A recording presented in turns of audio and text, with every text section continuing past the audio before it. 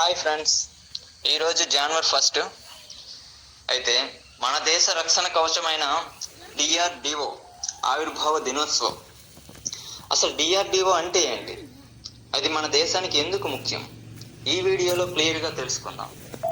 Friends, మన దేశ రక్షణ కవచం డిఆర్డిఓని 1958లో కేవలం 10 ల్యాబ్స్తో మొదలుపెట్టారు.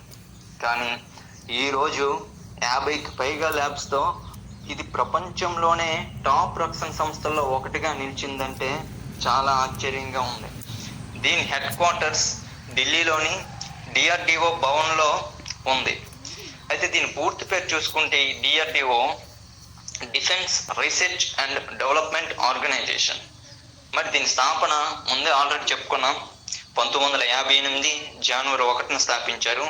అయితే దీని ప్రధాన కార్యాలయం న్యూఢిల్లీలో కలదు. ప్రస్తుత చైర్మన్ ఎవరంటే డాక్టర్ సమీర్ వి కామత్. చాలా మందికి ఒక డౌట్ ఉంటుంది, డిఆర్డిఓ అసలు ఎందుకు అనేసి ఏర్పాటు చేశారనేసి. అయితే ఒకప్పుడు మనం చిన్న చిన్న తుపాకుల కోసం కూడా వేరే దేశాల వైపు చూసేవాళ్ళం. ఆ పరిస్థితిని మార్చి మన సైన్యానికి కావలసిన యుద్ధ విమానాలు, క్షిపణులను మేడ్ ఇన్ ఇండియాగా మార్చడమే దీని అసలు లక్ష్యం. అందుకే దీని నినాదం కూడా బలస్య మూలం విజ్ఞానం, అంటే జ్ఞానమే అసలైన శక్తి అని అర్థం. అయితే భవిష్యత్తులో డిఆర్డిఓ మనల్ని తీసుకెళ్ళబోతుంది. ముఖ్యంగా హైపర్సోనిక్ క్షిపణులు, అంటే ఇవి ధ్వని వేగం కంటే 5 రెట్లు వేగంతో ప్రయాణిస్తాయి. వీటిని అడ్డుకోవడం శత్రువులకు కూడా అసాధ్యమే. అంతేకాకుండా యుద్ధ రంగంలో ప్రాణ నష్టం తగ్గించడానికి ఏఐ డ్రోన్స్ను కూడా సిద్ధం చేస్తుంది.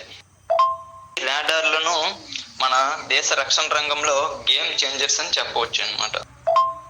ఫ్రెండ్స్, ఇది మన డిఆర్డిఓ ప్రస్థానం. ఇలాంటి మరిన్ని ఇంట్రెస్టింగ్ అప్డేట్స్ కోసం ఇప్పుడే మన సంతోష్ స్మార్ట్ ప్రిపరేషన్ తెలుగు ఛానల్ని సబ్స్క్రైబ్ చేసుకోండి. జై హింద్.